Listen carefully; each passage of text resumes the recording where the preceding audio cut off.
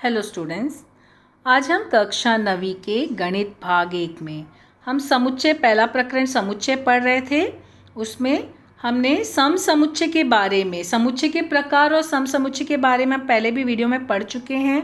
फिर भी हम यहाँ देख लेते हैं सम समुच्चय हमारा क्या है। देखो सम समुच्चय क्या बोला है, समुच्चय ए के प्रत्येक घटक समुच्चय बी के प्रत्येक घटक में हो तो उसे हम सम समुच्चय कहते हैं। और सम समुच्चय जो होता है इसे हम a बराबर b इस चिन्ह से लिखते हैं। ठीक है, तो अभी हमें इसी के आधार पे 1.2 के सवाल हल करने, प्रश्न संग्रह 1.2 का। तो हमारा देखो 1.2 का हम जो है पहला और दूसरा सवाल हल करेंगे। हमारा पहला सवाल क्या दिया है, ये हमारा पहला सवाल है।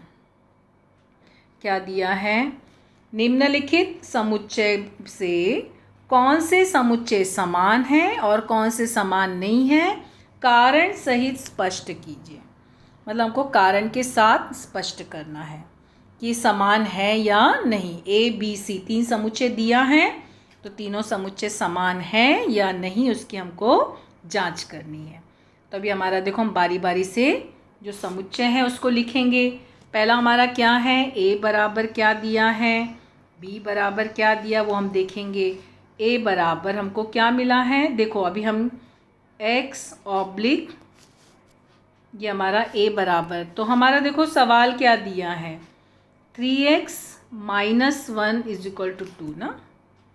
तो इसका मतलब क्या हो जाएगा, x बराबर 3x = क्या हो जाएगा 2 + 1, ये -1 को पक्षांतर किए तो 3x = कितना हो गया 3। तो x क्या हो जाएगा 3/3, तो कट के 1, यानी x का मान क्या हुआ 1। और हमारा a क्या दिया है x ऑब्लिक ये दिया है। तो तुम्हें क्या करना होगा, पहले समीकरण को हल करना होगा। जो हमको क्वेश्चन दिया ना समीकरण, x का मान निकालना है। तो x हमको 1 मिला, अब उसके नीचे लिखेंगे, पहले हम इसको हल कर लिया, अब उसके नीचे लिखेंगे a बराबर धनु कोष्टक और हमको आंसर कितना मिला था 1। a बराबर 1 लिख लिए।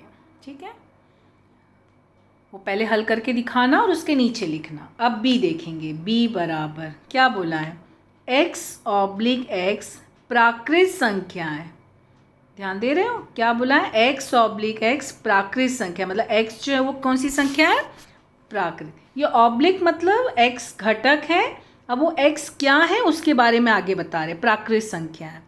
प्राकृत संख्या कहाँ से शुरू होती है, 1 से शुरू होती है ना। अब क्या बोला है, किंतु x न तो अभाज्य संख्या है और न तो भाज्य संख्या, संयुक्त या भाज्य संख्या। मतलब एक संख्या x ऐसी संख्या है, एक तो वो प्राकृत संख्या होनी चाहिए और प्राकृत संख्या में से वो ऐसी संख्या जो न अभाज्य और न ही भाज्य है।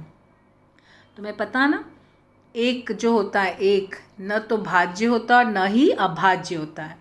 तो यहाँ पे आंसर क्या आएगा, b बराबर धनु कोष्टक आंसर 1 आएगा।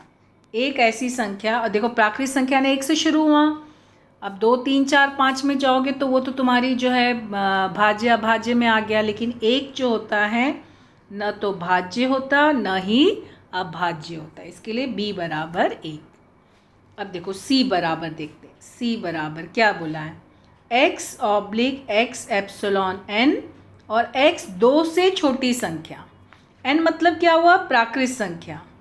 ठीक है, लेकिन 2 से छोटी, तो 2 से छोटी प्राकृत संख्या क्या हुई 1 हुई। तो देखो हमको a भी 1 मिला, b भी 1 मिला, c भी 1 मिला, तीनों भी समान है ना।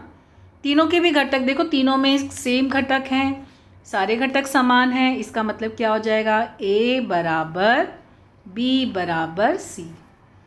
पहले तो हम ऐसे चिन्ह लगा के लिखे, अब हम कथन में लिखेंगे समुच्चय a b c सम समुच्चय है। कथन के सवाल है तो कथन में आंसर होना चाहिए। ठीक है, तो हमको इसको जो है इस तरह से हल करके दिखाना है और फिर हम आंसर उसको लिखेंगे। तो a का मान निकाले, पहले हल करना समीकरण, हल करने के बाद a बराबर क्या मिला 1।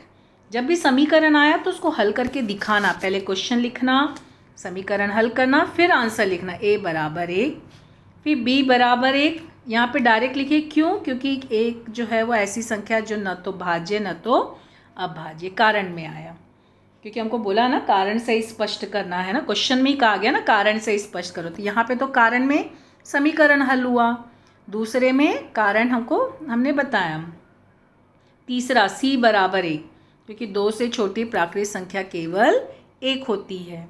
तो क्या हो गया, a b c तीनों में केवल एक ही घटक हैं और वो 1 है। इसके लिए समुच्चय a समुच्चय b समुच्चय c परस्पर सम समुच्चय है। ठीक है, ये हो गया हमारा पहला सवाल। है सब बहुत आसान, ध्यान से पढ़ोगे ना समझ में आएगा। तुम्हें पढ़ना होगा, 2-3 बार समझना होगा, ऐसे नहीं कि एक बार देखे और सीधा बोल दिया हमको नहीं समझा, तुम्हें समझना होगा। ठीक है, चलो अब हमारा दूसरा सवाल। दूसरा सवाल क्या बोला है क्वेश्चन में, a बराबर b, a और b समान है और क्वेश्चन मार्क, मतलब a और b क्या समान है, कारण से स्पष्ट करो। तुम्हें एक a का घटक दिया है, b का घटक दिया, a दिया है सम संख्या जो अभाज्य संख्या भी है, और b दिया है x/7x - 1 = 13।